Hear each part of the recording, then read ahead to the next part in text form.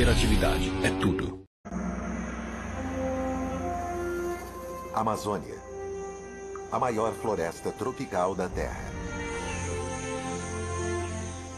Ela é o lar de uma em cada 10 de todas as espécies do planeta.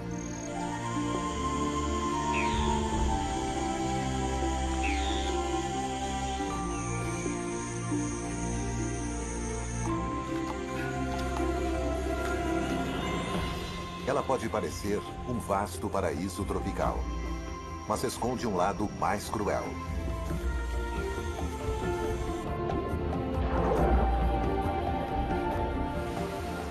Nesta paisagem, há a mesma quantidade de água quanto de floresta.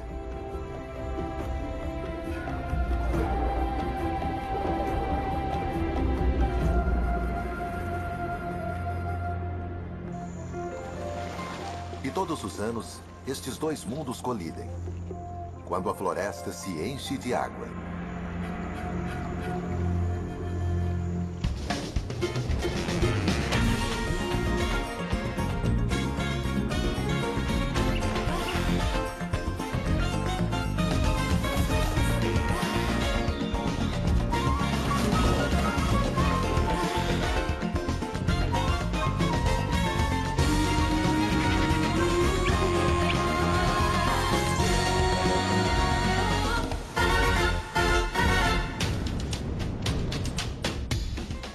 Brasil Selvagem.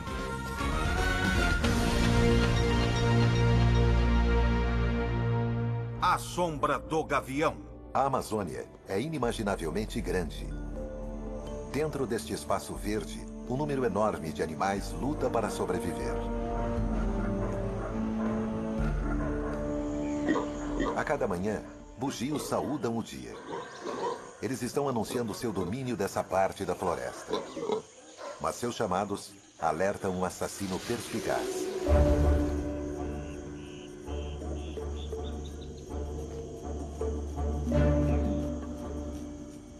A arpia é a ave de capina mais poderosa do mundo, capaz de carregar um bugio em suas garras.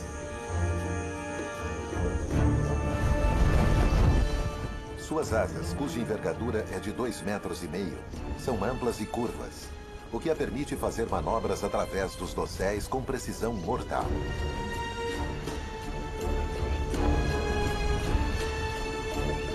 As pernas da arpia podem chegar a ter a espessura de punhos humanos e ela tem as maiores garras entre todas as aves de rapina.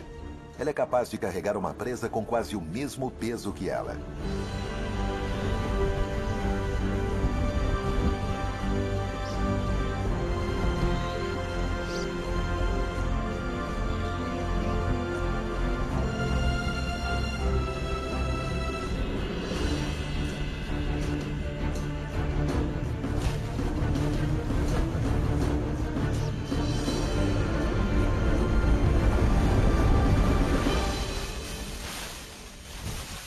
Mas dessa vez, o objetivo da arpia era somente um galho.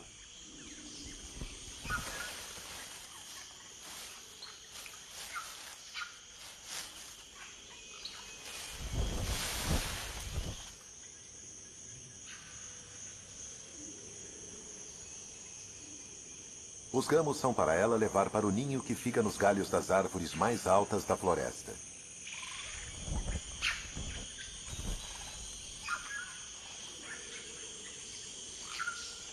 Mas esses ramos verdes talvez não sejam utilizados na construção ou embelezamento do ninho. As folhas de muitas das plantas dessa floresta contêm substâncias químicas, venenos, para evitar que os animais as comam.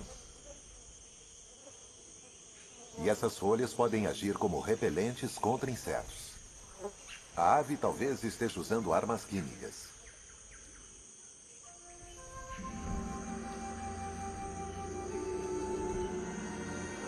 O verde uniforme da Amazônia esconde muitas diferenças. Há as florestas de terra firme nos solos mais altos e as florestas inundadas, ou várzea, ao longo de uma série de rios e lagos. Muitas das árvores estão engajadas em uma guerra secreta, onde elas usam substâncias químicas para sua proteção. Algo que os bugios gostariam de ter, principalmente contra os insetos.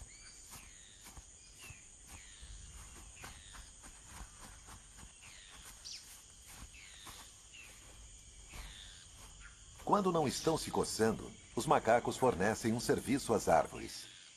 As figueiras oferecem frutos nutritivos e macios com sementes pequenas.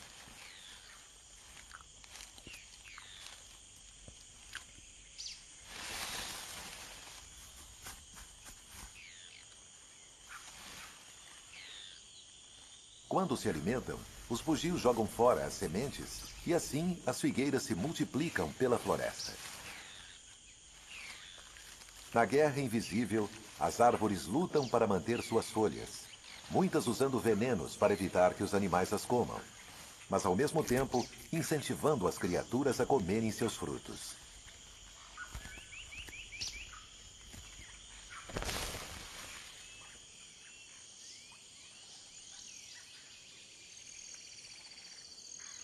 A maioria dos frutos é altamente nutritiva, e isso ajudou a mudar a vida sexual de um dos moradores daqui. O galo da Serra do Pará.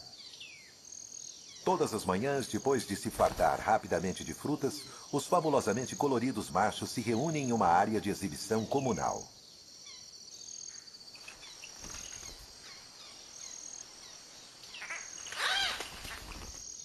Cada macho é dono de um poleiro e de um pequeno pedaço de chão abaixo dele. É por serem abastecidos pelas frutas que os machos conseguem passar a maior parte do dia se exibindo. Eles competem entre si, tentando afastar outros machos de seus poleiros.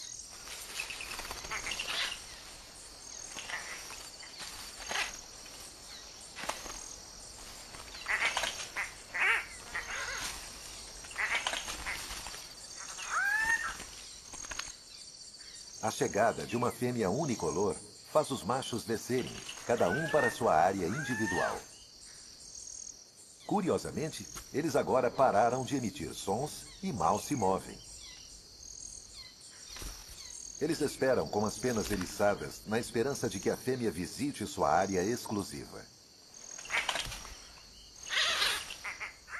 Os machos tentam estragar o show um dos outros, adentrando a cena da exibição alheia.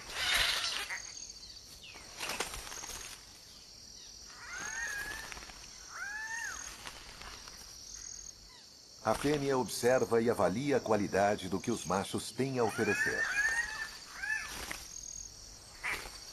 Eles usam faixas iluminadas pelo sol para salientar seu esplendor.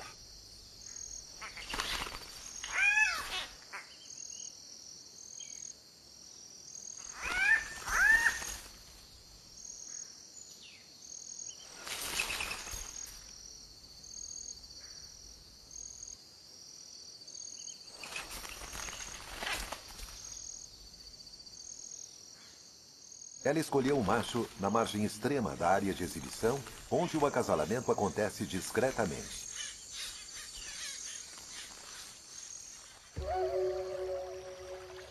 As árvores oferecem frutos comestíveis como uma recompensa aos animais que espalham suas sementes, mas muitas se defendem com um escudo químico para evitar que suas folhas sejam comidas. Existe uma guerra invisível entre as árvores e os comedores de folhas. E o comedor de folha mais importante da Amazônia é este pequeno inseto, a formiga cortadeira. Suas mandíbulas vibram milhares de vezes por segundo à medida que ela corta as folhas. As folhas cortadas não são comidas pelas operárias. Em vez disso, elas as levam de volta para o ninho.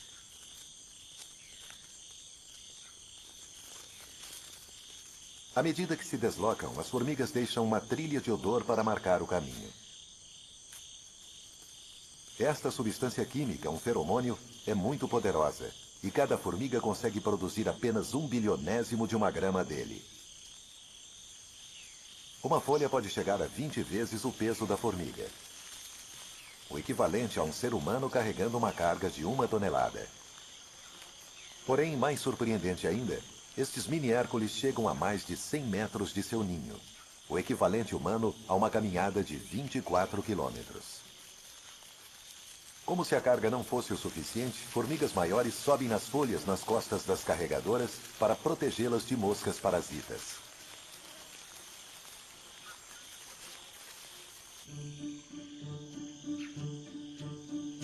O ninho subterrâneo é enorme e pode abrigar cerca de 8 milhões de indivíduos.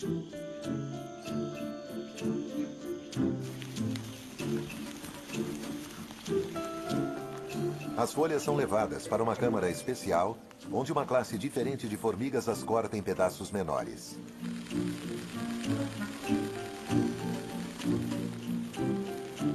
O objetivo de toda essa indústria é alimentar um fungo. As formigas são fazendeiras e as menores operárias cuidam dos jardins de fungos. Este é o alimento da colônia.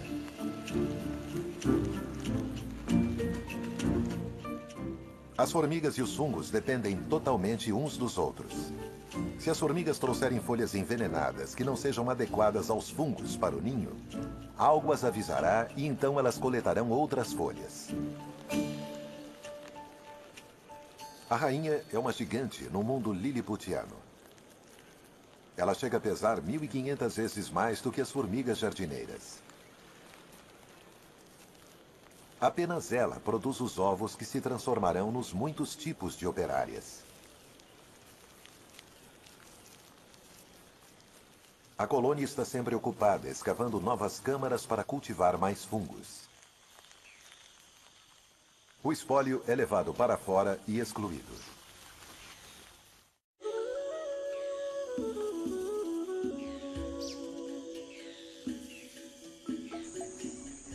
As formigas encontraram um método de lidar com as folhas tóxicas.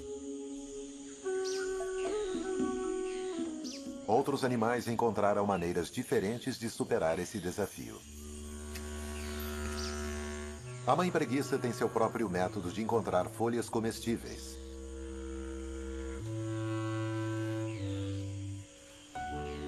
Bem devagar.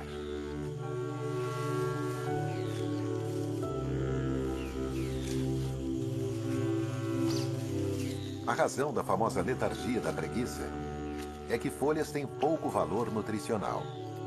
Então, a preguiça economiza energia com um metabolismo muito lento.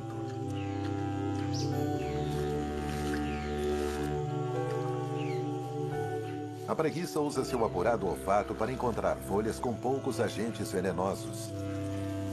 E o filhote aprende com a mãe. O movimento denuncia a presa ao predador.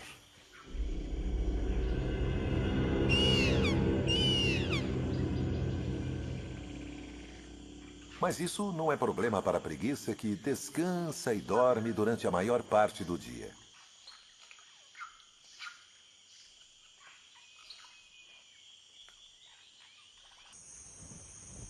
Há agitação no ninho. O filhote da águia nasceu. A mãe fará a maior parte das tarefas do ninho, abrigando o filhote do feroz sol tropical.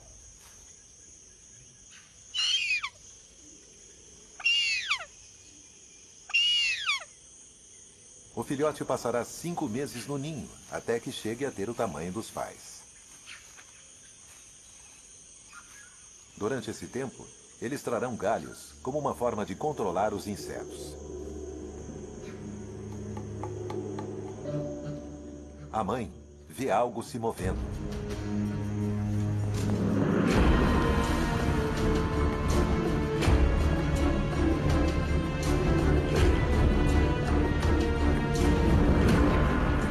Não é a preguiça, é um bugio.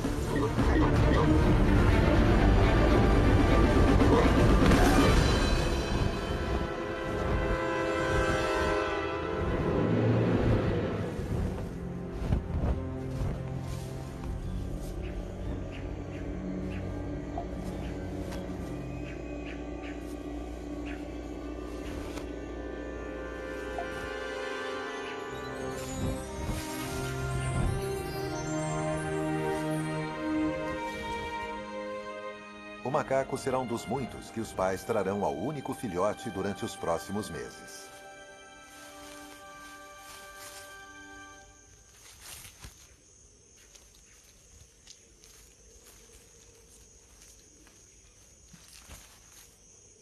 Apenas as maiores árvores na floresta conseguem suportar o enorme ninho da arpia.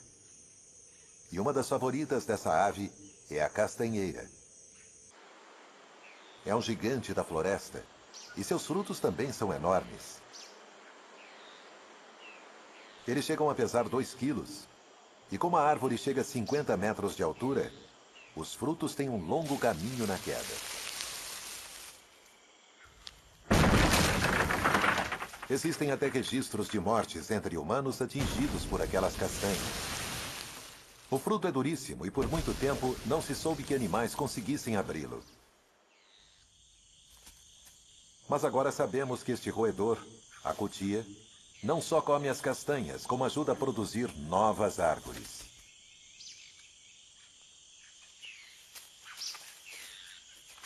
Os incisivos afiados da cutia e suas poderosas mandíbulas rasgam o invólucro. Mas é preciso muita paciência e vigor antes que o roedor chegue às castanhas.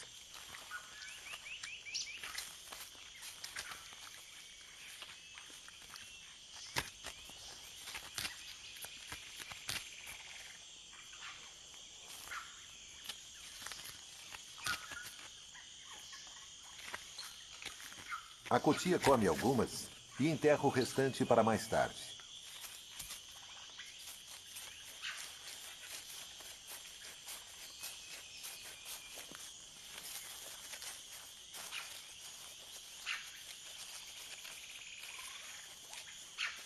Para a sorte da castanheira, o animal não lembra onde está seu tesouro enterrado.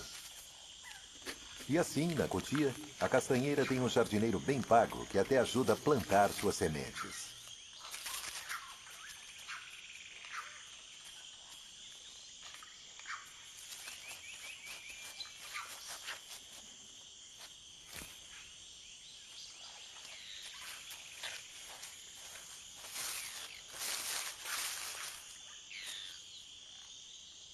As sementes ficam dormentes por mais de 1 ano antes de germinarem.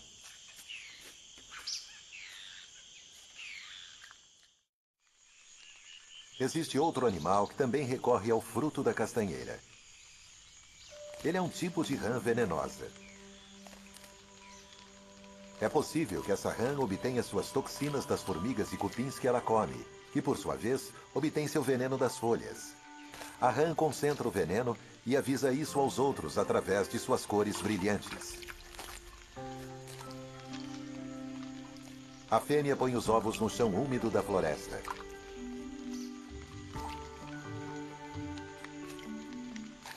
O macho toma conta e os mantém limpos.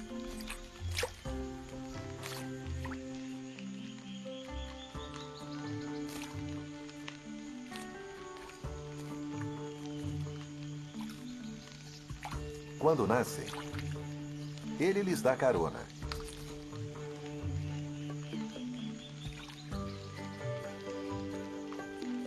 Os girinos aderem ao muco das costas do pai. O pai carrega os filhotes um a um até a casca vazia da castanha.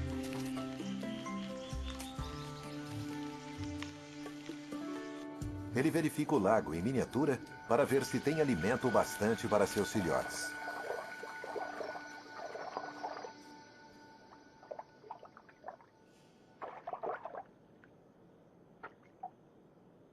Em alguns meses, as jovens rãs venenosas sairão da segurança de seu berçário na casca da castanha.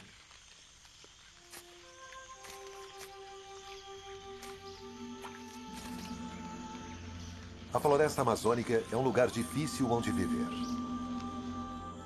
Não é um paraíso, pois está repleto de plantas venenosas e desagradáveis que seus habitantes precisam enfrentar. Os bugios precisam descansar e dormir durante horas, enquanto digerem as folhas que comeram.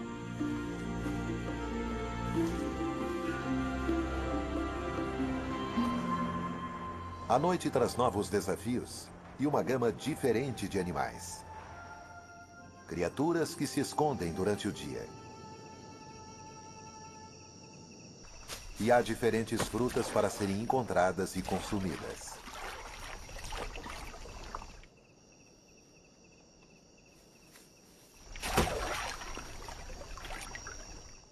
A cuíca se prepara para a noite.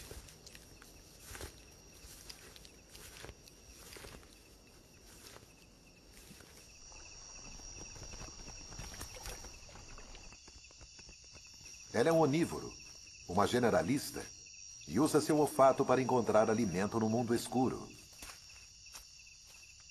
Mas ela precisa competir com morcegos frugívoros. Uma fruta deste tamanho é uma atração irresistível.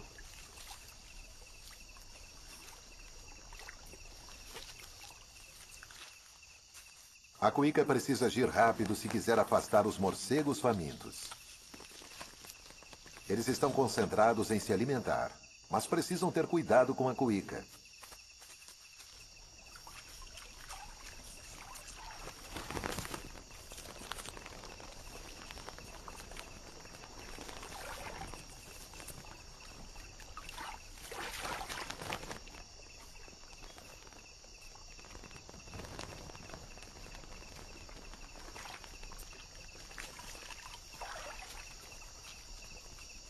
A atração das frutas no solo é tanta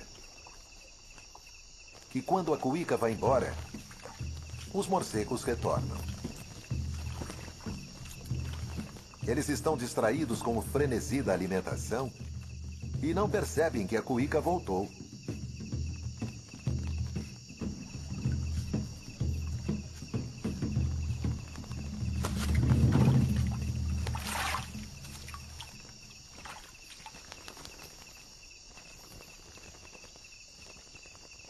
A Amazônia é um mundo onde muita coisa fica escondida, onde as árvores oferecem frutos enquanto defendem suas folhas.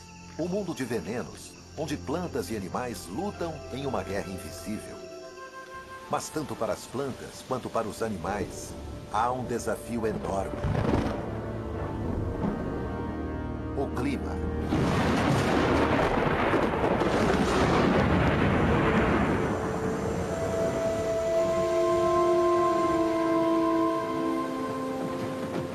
A Amazônia é uma floresta tropical.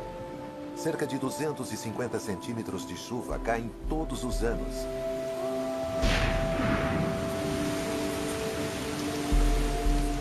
E a maior parte na estação das chuvas. As árvores e suas folhas têm um papel crucial no clima, pois metade da chuva que cai vem da própria floresta. As folhas liberam vapor de água naturalmente e depois formam as nuvens e retorna como chuva. As chuvas são perigosas para o filhote da arpia. Se ele ficar ensopado, poderá se resfriar e morrer. Essas são épocas perigosas para a mais poderosa ave de rapina da Terra.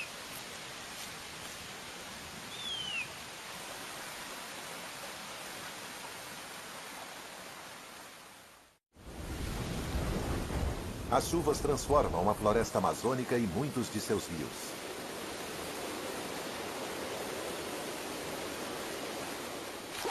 A água aumenta o volume dos rios que agora começam a penetrar na floresta.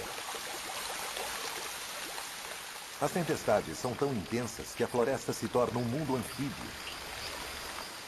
Na metade do caminho entre o ar e a água. As formigas cortadeiras estão com problemas. Suas trilhas de feromônios estão desaparecendo. E as coisas estão prestes a piorar.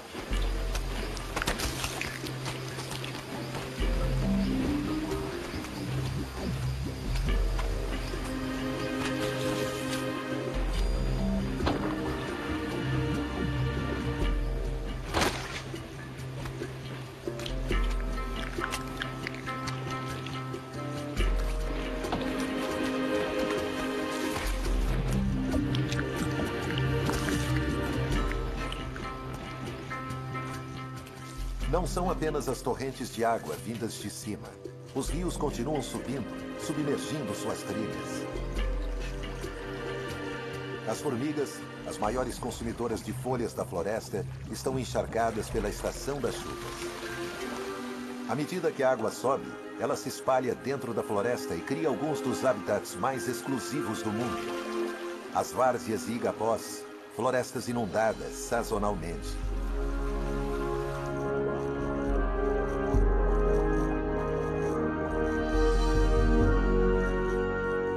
Quase 250 mil quilômetros quadrados de floresta estão sob as águas.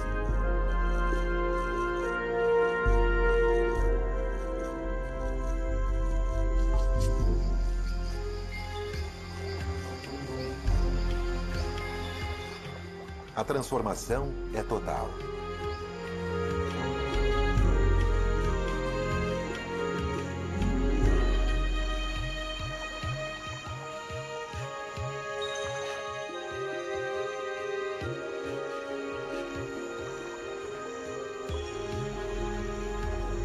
Onde antes as aves faziam seu poleiro e as cutias se alimentavam, agora há novas oportunidades.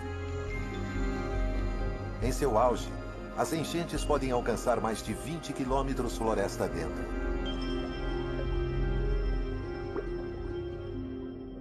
A água está verde, cheia de plâncton microscópico que alimenta cardumes de pequenos peixes à medida que eles se movem por entre a floresta inundada. Os peixes fazem sua casa entre as folhas do solo da floresta, onde antes formigas carregavam suas pesadas cargas.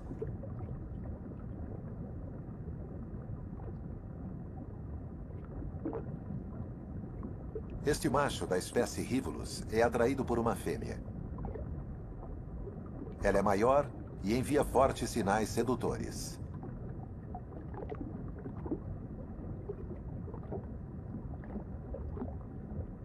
Mas nem tudo é o que parece. O macho está seduzido, mas está indo para a morte. A fêmea não é da sua, mas de outra espécie, a Erythrinus, uma fêmea fatal dos peixes que imita uma fêmea comum, atraindo assim o macho para a morte.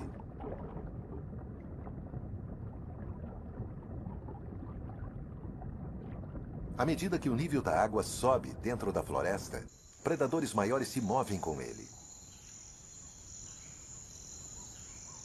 A mata-mata fica na linha de frente à medida que a enchente avança por entre as árvores.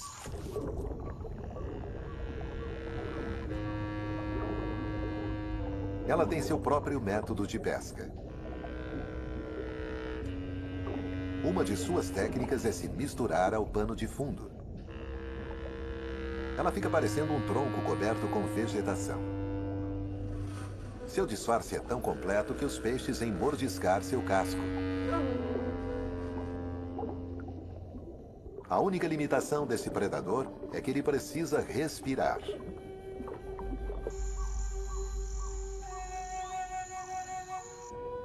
Isso restringe a mata-mata às margens mais rasas da enchente invasora.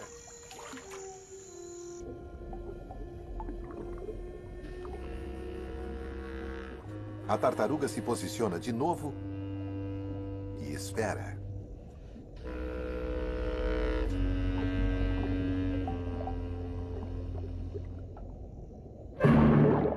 E depois explode em movimento.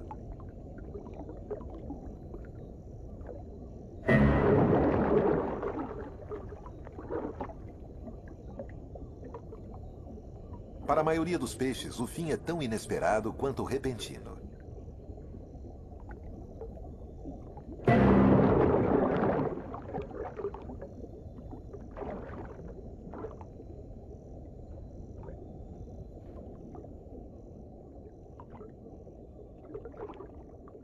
O nome brasileiro, mata-mata, pode se referir à habilidade da tartaruga de matar. Se for isso, é realmente muito apropriado.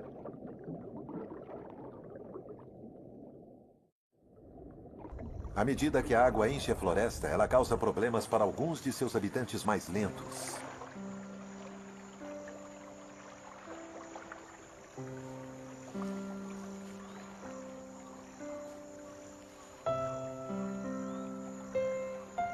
A preguiça enfrenta o novo desafio de ter que se mover de árvore em árvore à medida que procura folhas menos venenosas.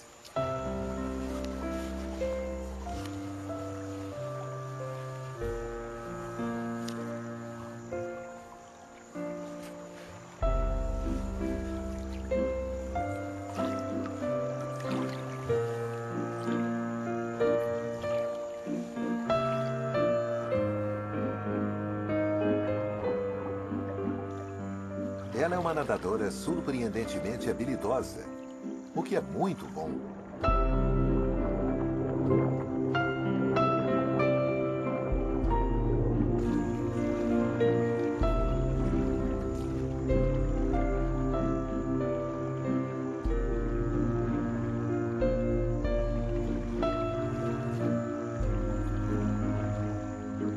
Mãe e filhote conseguem percorrer a nado,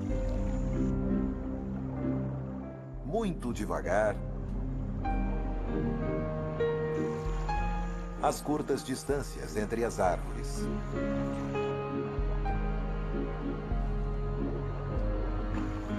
Desde que seu pelo não fique muito encharcado.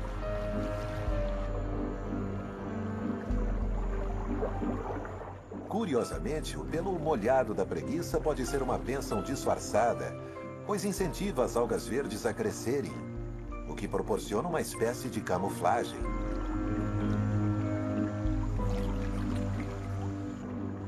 À medida que a água continua subindo e alcançando os galhos das árvores, um macho da espécie Caracide se aproxima e estabelece território.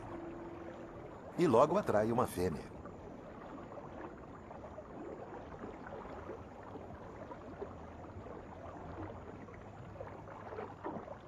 O macho vigia um trecho de água abaixo de um galho. Os caracídeos são os únicos entre todos os peixes que colocam seus ovos nas folhas acima da água. O ato de acasalamento exige coordenação extraordinária e o tempo perfeito.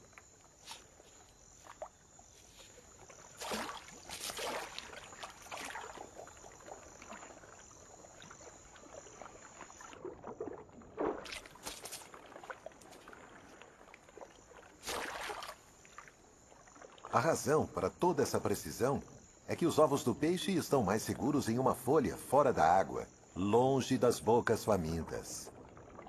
Depois que todos os ovos são posicionados, o macho não só os protege, ele também os mantém úmidos.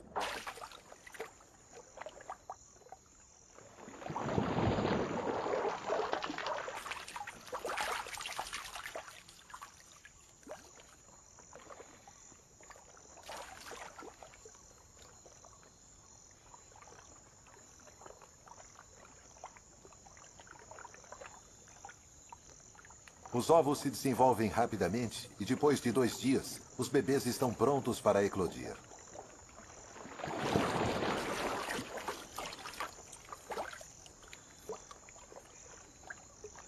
Eles caem com segurança nas águas da floresta inundada. A água atingiu sua altura máxima, até 12 metros a mais do que na estação da seca. Mesmo assim, algumas árvores dão frutos nessa época, quando estão cercadas por hectares de água.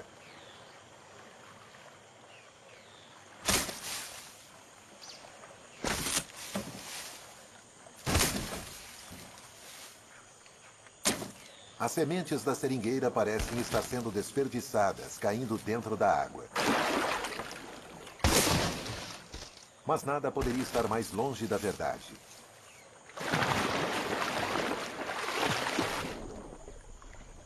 Este peixe nada por baixo da seringueira. Ele se alimenta de frutas e sementes com mandíbulas poderosas e dentes capazes de esmagar as mais duras sementes.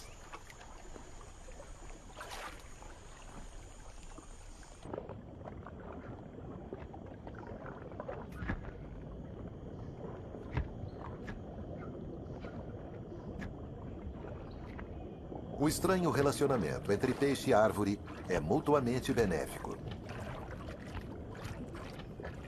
As sementes evacuadas por ele são espalhadas pela floresta inundada. Com uma enchente com nível tão alto, a várzea não é um local seguro.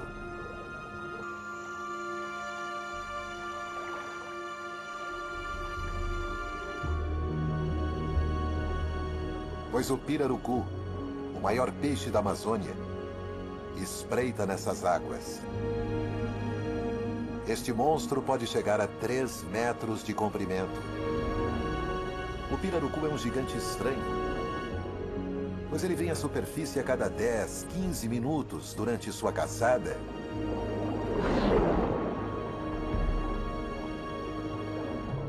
Pois ele precisa respirar.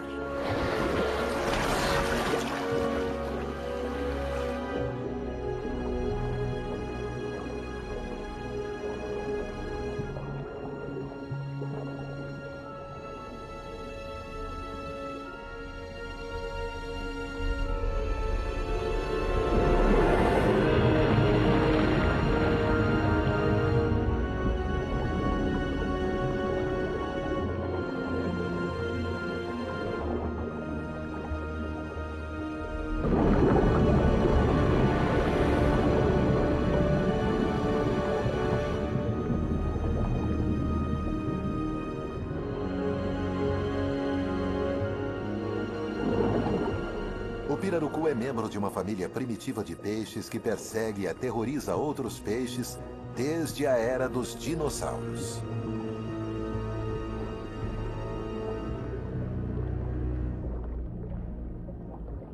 E ele tem um parente, outro peixe dinossauro, que assombra o mundo submarino de folhas da floresta inundada. Ele tem um alvo bem diferente. As pequenas criaturas que ficam presas nos troncos e ramos das árvores sob as águas.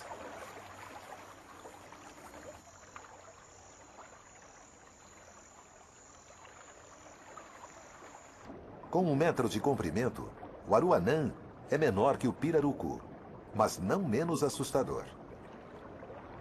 A enchente o atrai mais perto do topo das árvores e de suas presas.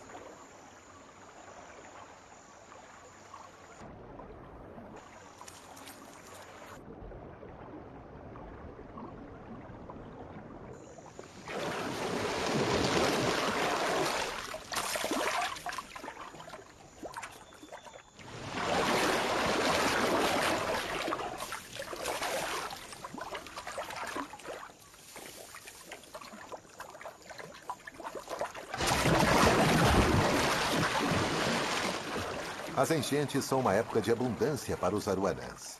Durante meses, eles terão acesso às árvores.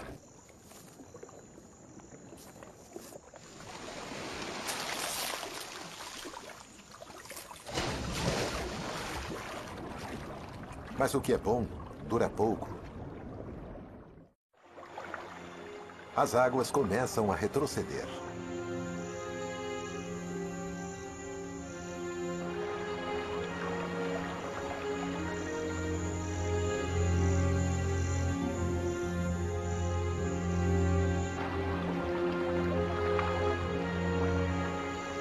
Esta é uma época perigosa para os peixes da floresta.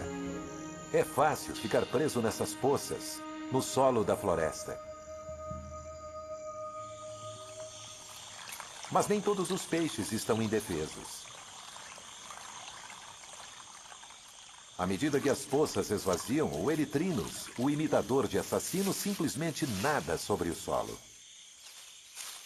A gravidade o leva rio abaixo. Desta forma notável, ele escapa da morte certa.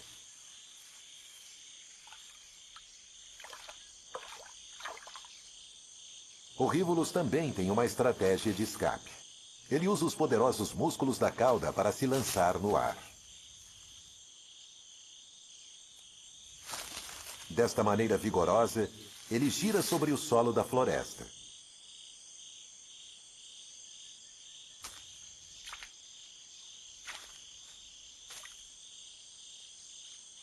E acaba chegando em águas permanentes.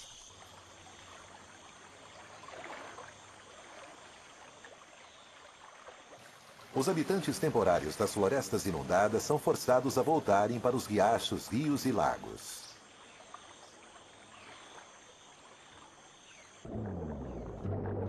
O papai pirarucu vigia seus filhotes. Eles nasceram quando as águas estavam altas e cresceram rapidamente na floresta inundada. Agora, o peixe-monstro mostra seu lado gentil, cuidando de mais de 100 filhotes. Eles já adquiriram o hábito de respirar E essa habilidade é crucial para filhotes e adultos, pois as águas quentes têm uma quantidade muito baixa de oxigênio.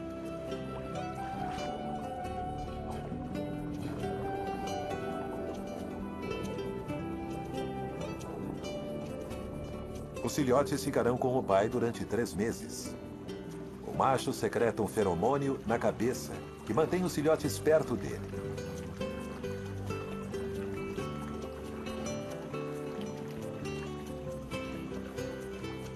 Eles crescerão e chegarão a 1 metro de comprimento quando tiverem 1 ano de idade. Poucos desses filhotes chegarão à fase adulta, mas os que chegarem se tornarão os maiores peixes de água doce da América do Sul e os terrores da floresta inundada.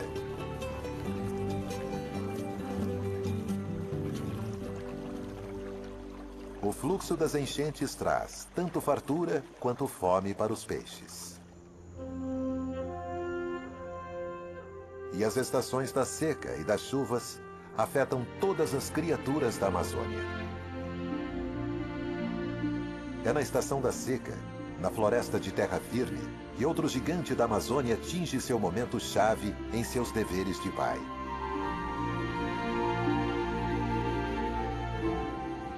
A arpia traz uma refeição para o ninho.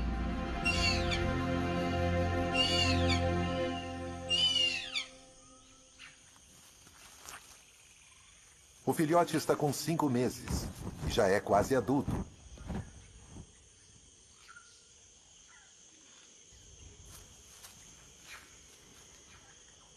Durante seu longo período no ninho, seus pais lhe trouxeram macacos e preguiças, colocaram folhas para afastar os insetos e o protegeram das chuvas.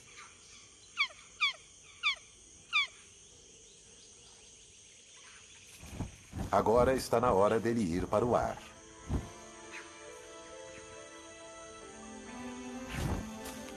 Mas antes, o filhote precisa fortalecer suas asas e músculos.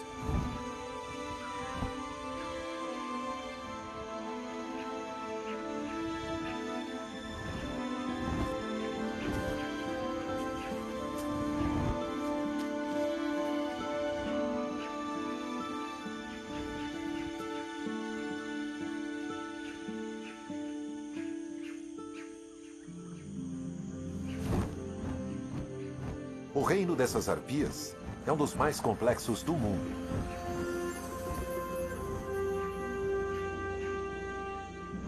As árvores são a chave para a maioria de seus segredos. Elas guardam suas preciosas folhas com venenos. E essas mesmas folhas liberam vapor d'água, que por sua vez produz as nuvens que alimentam as mais notáveis enchentes da Terra. Versão Marshmallow São Paulo.